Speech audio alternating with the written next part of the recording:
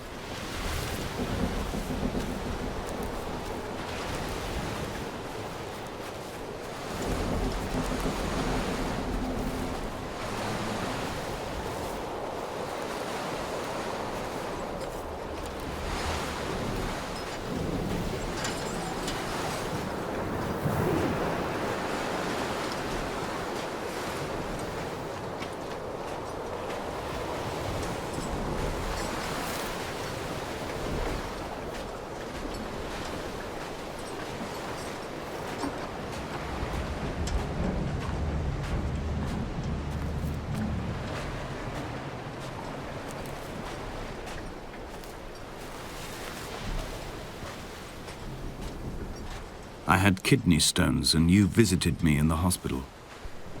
After the operation, when I was still half submerged in anesthetic, your outline and your speech both blurred. Now my stones have grown into an island and made their escape, and you have been rendered opaque by the car of a drunk.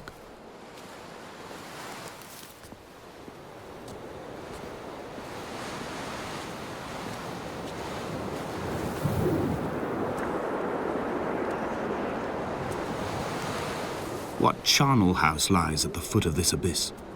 How many dead shepherds could fill this hole?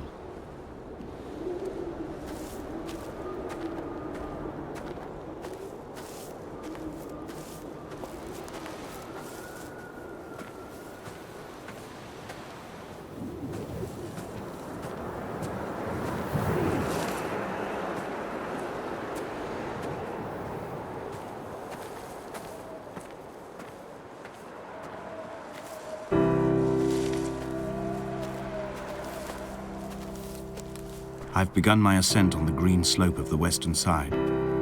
I've looked deep into the mountain from the shaft and understood that I must go up and then find the way under. I will stash the last vestiges of my civilization in the stone walls and work deeper from there. I'm drawn by the aerial and the cliff edge. There is some form of rebirth waiting for me there.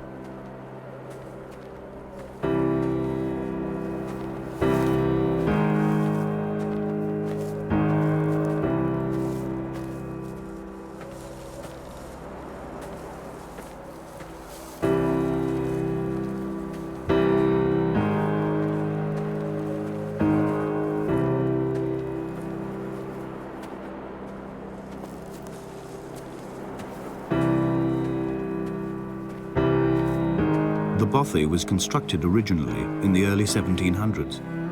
By then, shepherding had formalized into a career. The first habitual shepherd was a man called Jacobsen, from a lineage of migratory Scandinavians. He was not considered a man of breeding by the mainlanders. He came here every summer whilst building the Buoy, hoping eventually that becoming a man of property would secure him a wife and a lineage. Donnelly records that it did not work.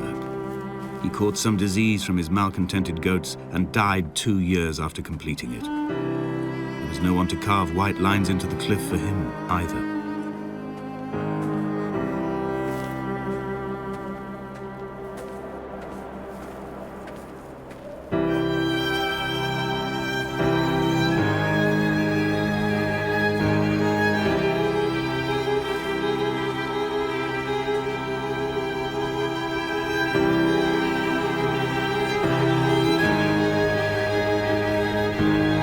Is landfill. These false dawns waking into the still never light. I sweat for you in the small hours and wrap my blankets into a mass. I have I've always heard the waves break on these lost shores, always the gulls forgotten. I can lift this bottle to my ear, and all there ever is for me is this Hebridean music.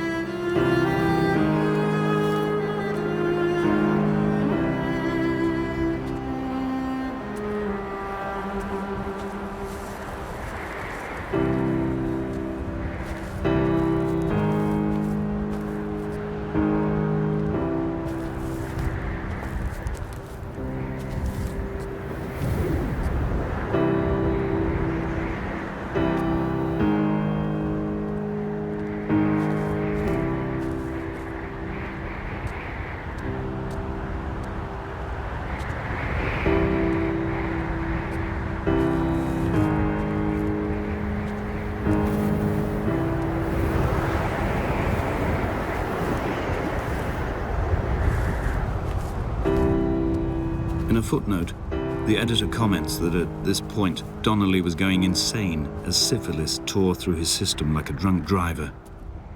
He's not to be trusted. Many of his claims are unsubstantiated, and although he does paint a colourful picture, much of what he says may have been derived directly from his fever.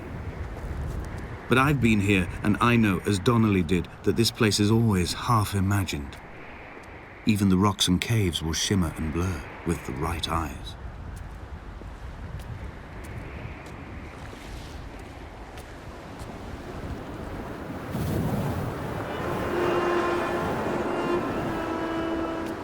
They found Jakobsen in early spring. The thaw had only just come. Even though he'd been dead nearly 7 months, his body had been frozen right down to the nerves and had not even begun to decompose. He'd struggled halfway down the cliff path, perhaps looking for some lost goat, or perhaps in a delirium, and expired, curled into a claw right under the winter moon. Even the animals shunned his corpse. The mainlanders thought to bring it home unlucky. Donnelly claims they dragged it to the caves to thaw out and rot, but he is proving an unreliable witness.